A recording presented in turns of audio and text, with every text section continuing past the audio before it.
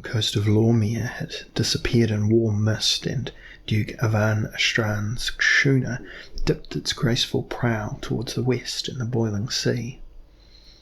The Vilmirian crew of the schooner was used to a less demanding climate and more casual work than this, and they went about their tasks, it seemed to Elric, with something of an aggrieved air.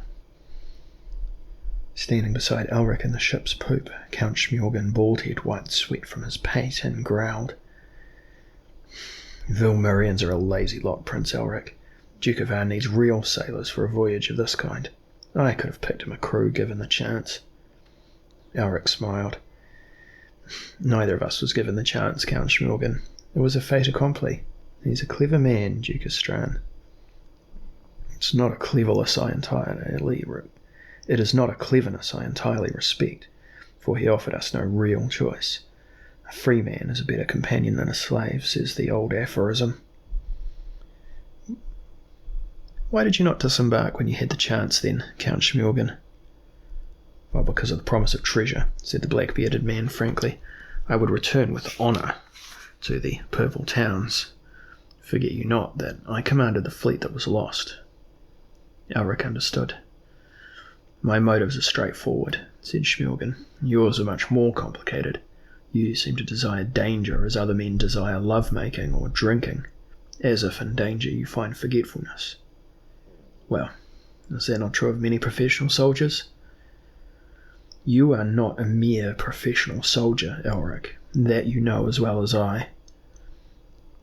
Yet few of the dangers I have faced have helped me forget, Elric pointed out. Rather, they have strengthened the reminder of what I am, of the dilemma I face. My own instincts war against the traditions of my race. Elric drew a deep, melancholy breath. I go where danger is because I think that an answer might lie there. Some reason for all this tragedy and paradox. Yeah, yet I know I shall never find it. But it is why you sail to Rillan Kurenai. You hope that your remote ancestors had an answer you need? Rillan Kurenai is a myth. Even should the map prove genuine, what shall we find but a few ruins? Imrir has stood for 10,000 years, and she was built at least 2 centuries after my people settled on Melniboné. Time will have taken Rillan Kurenai away. And the statue, this jade man Ivan spoke of. Well, if the statue ever existed, it could have been looted at any time in the past 100 centuries. And the creature doomed to live? A myth. But you hope, do you not, that it is all as Duke Ivan says? Count Schmjorgen put a hand on Elric's arm. Do you not? Elric stared ahead into the writhing steam which rose from the sea. He shook his head. No, Count Schmjorgen. I fear that it is all as Duke Ivan says.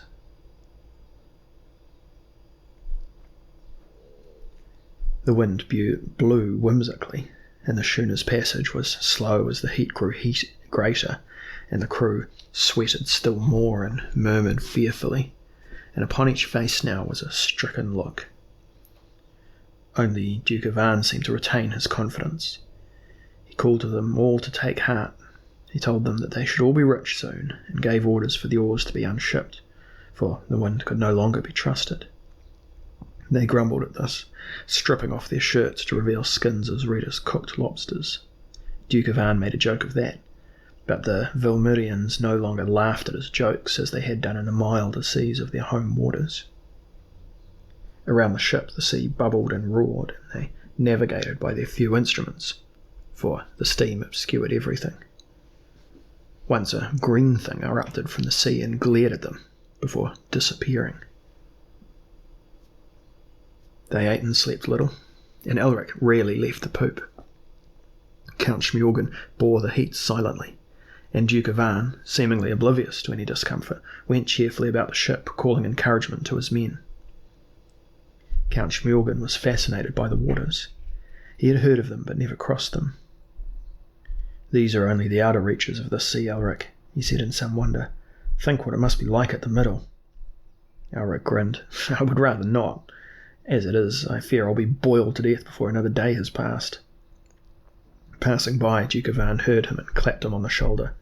"Nonsense, Prince Elric. The steam is good for you. There is nothing healthier." Seemingly with pleasure, Duke Ivan stretched his limbs. "It cleans all the poisons from the system." Count Schmjorgen offered him a glowering look, and Duke Ivan laughed. "Be of better cheer, Count Schmjorgen. According to my charts, such as they are, a couple of days will see us nearing the coasts of the western continent." "The thought fails to raise my spirits very greatly," said Count Schmjorgen, but he smiled, infected by Ivan's good humour. But shortly thereafter, the sea grew slowly less frenetic, and the steam began to disperse until the heat became more tolerable. At last they emerged into a calm ocean beneath a shimmering blue sky in which hung a red-gold sun. But 3 of the Vilmarian crew had died to cross the boiling sea, and 4 more had a sickness in them which made them cough a great deal, and shiver, and cry out in the night. For a while they were becalmed, but at last a soft wind began to blow and fill the schooner's sails, and soon they had sighted their first land, a little yellow island where they found fruit and a spring of fresh water. Here too they buried the 3 men who had succumbed to the sickness of the boiling sea, for the Vilmarians had refused to have them buried in the ocean on the grounds that the bodies would be stewed like meat in a pot. While the schooner lay at anchor just off the island, Duke Ivan called Elric to his map and showed him for a second time that ancient map. Pale gold sunlight filtered through the cabin's ports and fell upon the old parchment, beaten from the skin of a beast long since extinct, as Elric and Duke Ivan Istran of Old Holmar bent over it. "See," Duke Ivan said, pointing, "this island's marked. The map's scale seems reasonably accurate. Another 3 days and we shall be at the mouth of the river." Elric nodded. "But it would be wise to rest here for a while until our strength is fully restored and the morale of the crew is raised higher. There are reasons, after all, why men have avoided the jungles of the West over the centuries. Well, certainly there are savages. Some say they are not even human, but I'm confident we can deal with those dangers. I have much experience of strange territories, Prince Elric." "But you said yourself you feared other dangers."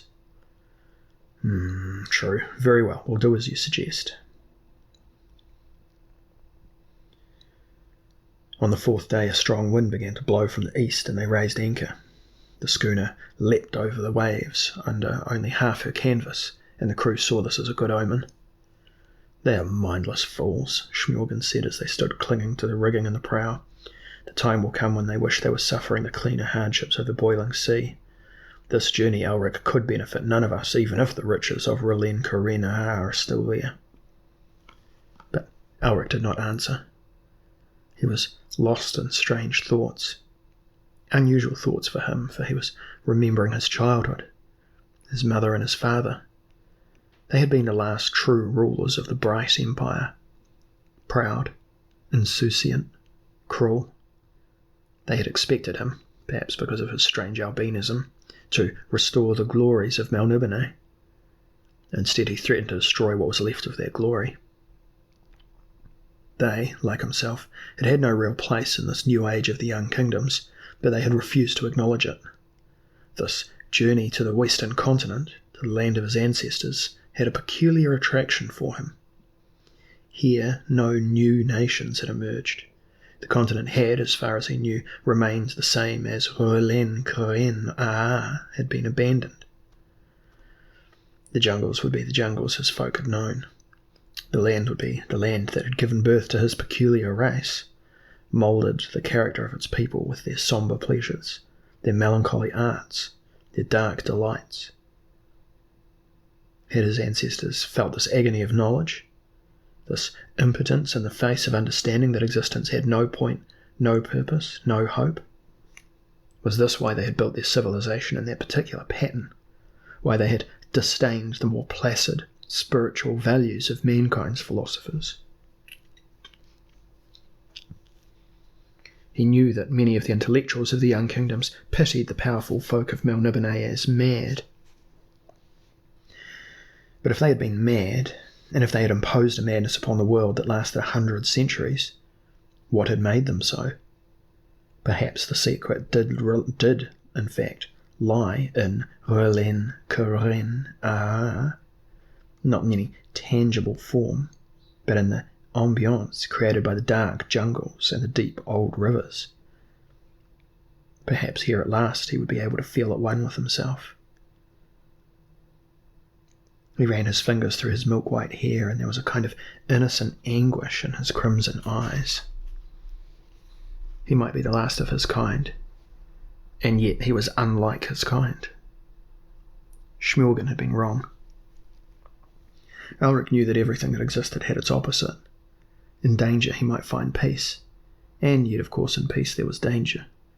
Being an imperfect creature in an imperfect world, he would always know paradox, and that was why in paradox there was always a kind of truth. That was why philosophers and soothsayers flourished.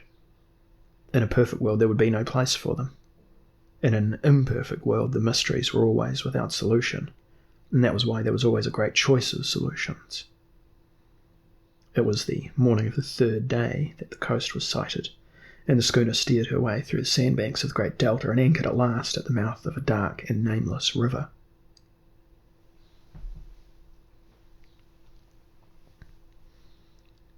Evening came, and the sun began to set over the black outlines of the massive trees.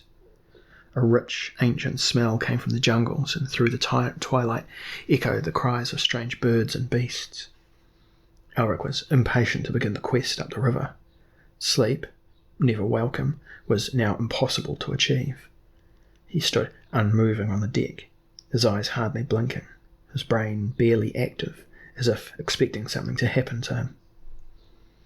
The rays of the sun stained his face and threw black shadows over the deck, and then it was dark and still under the moon and the stars. He wanted the jungle to absorb him. He wanted to be one with the trees and the shrubs and the creeping beasts. He wanted thought to disappear. He drew the heavily scented air into his lungs as if that alone would make him become what at that moment he desired to be. The drone of insects became a murmuring voice that called him into the heart of the old, old forest. And yet he could not move, could not answer. At length Count Smorgon came up on the deck and touched his shoulder and said something, and passively he went below to his bunk and wrapped himself in his cloak and lay there, still listening to the voice of the jungle. Even Duke Ivan seemed to be in a more introspective mood than usual when they upped anchor the next morning and began to row against the sluggish current. There were few gaps in the foliage above their heads, and they had the impression that they were entering a huge, gloomy tunnel, leaving the sunlight behind with the sea. Bright plants twined among the vines that hung from the leafy canopy and caught in the ship's masts as they moved. Rat-like animals with long arms swung through the branches and peered at them with bright, knowing eyes. The river turned, and the sea was no longer in sight. Shafts of sunlight filtered down to the deck, and the light had a greenish tinge to it. Elric became more alert than he had ever been since he agreed to accompany Duke Ivan. He took a keen interest in every detail of the jungle, and the black river over which moved schools of insects like agitated clouds of mist, and in which blossoms drifted like drops of blood and ink. Everywhere were rustlings, sudden squawks, barks, and wet noises made by fish or river animals as they hunted the prey disturbed by the ship's oars, which cut into the great clumps of weed and sent the things that hid there scurrying. The others began to complain of insect bites, but Elric was not troubled by them, perhaps because no insect could desire his deficient blood.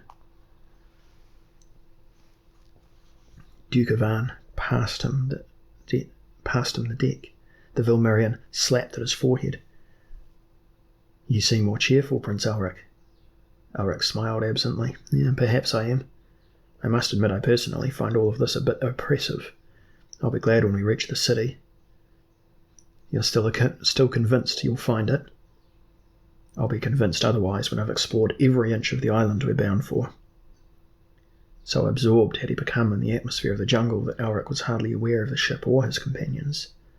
The ship beat very slowly up the river, moving at little more than walking speed. A few days passed, but Elric scarcely noticed, for the jungle did not change.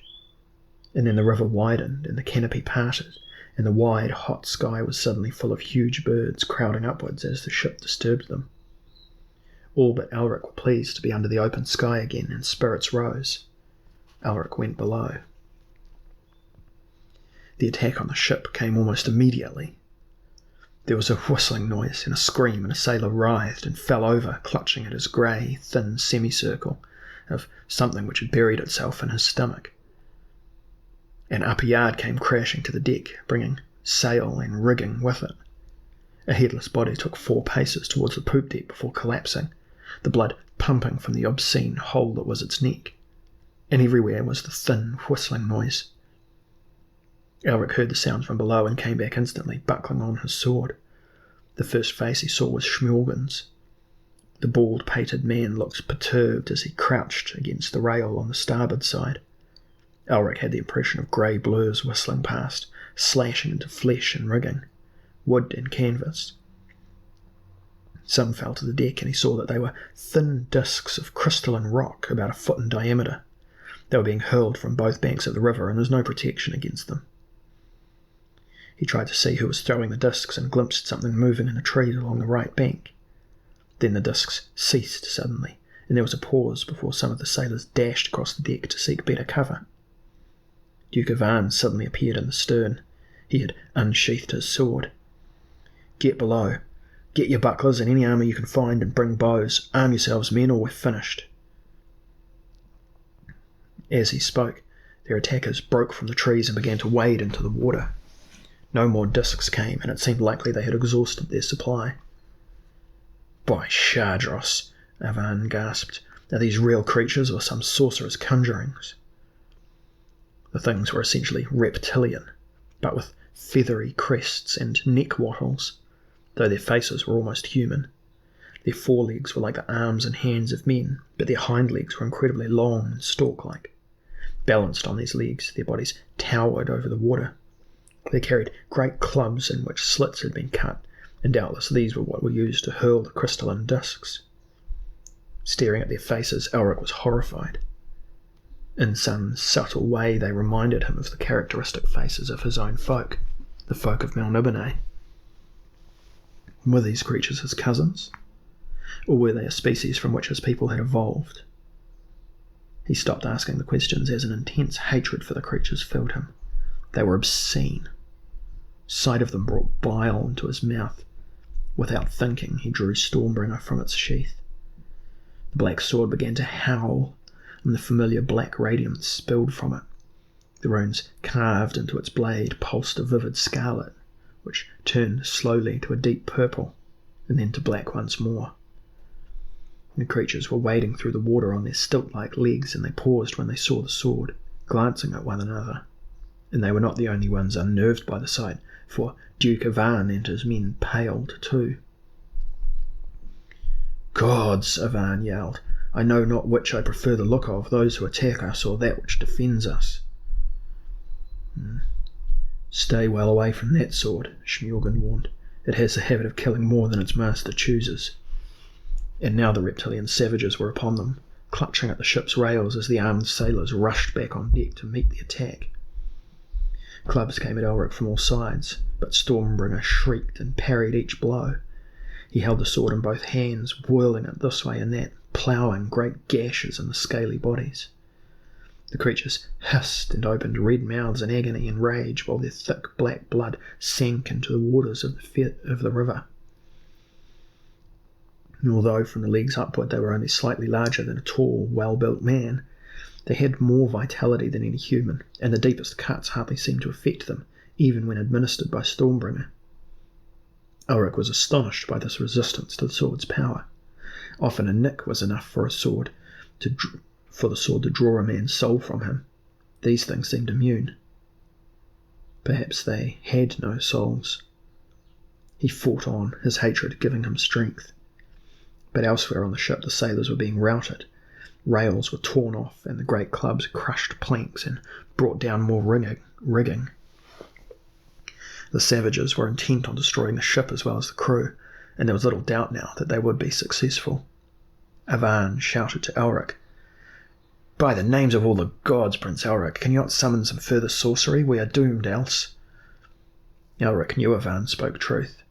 All around him the ship was being gradually pulled apart by the hissing reptilian creatures. Most of them had sustained horrible wounds from the defenders, but only one or two had collapsed. Elric began to suspect that they did in fact fight supernatural enemies. He backed away and sought shelter beneath a half-crushed doorway as he tried to concentrate on a method of calling upon supernatural aid. He was panting with exhaustion, and he clung to a beam as the ship rocked back and forth in the water. He fought to clear his head. And then the incantation came to him. He was not sure if it was appropriate, but it was the only one he could recall. His ancestors had made pacts thousands of years before with all the elementals who controlled the animal world. In the past he had summoned help from various of these spirits, but never from the one he now sought to call. From the mouth began to issue the ancient, beautiful and convoluted words of Melniboné's high speech. "King with wings, Lord of all that work and are not seen, upon whose labour all else depends, Moorcock of the insect folk, I summon thee." Save for the motion of the ship, Elric ceased to be aware of all else happening around him. The sounds of the fight dimmed and were heard no more as he sent his voice out beyond this plane of the earth into another, the plane dominated by King Moorcock of the insects, paramount lord of his people. In his ears now Elric heard a buzzing, and gradually the buzzing formed itself into words. "Who art thou, mortal? What right hast thou to summon me?" "I am Elric, ruler of Melniboné. My ancestors aided thee, Moorcock." "Aye, but long ago. And it is long ago that they last called on thee for thine aid." "True. What aid dost thou now require, Elric of Melniboné?"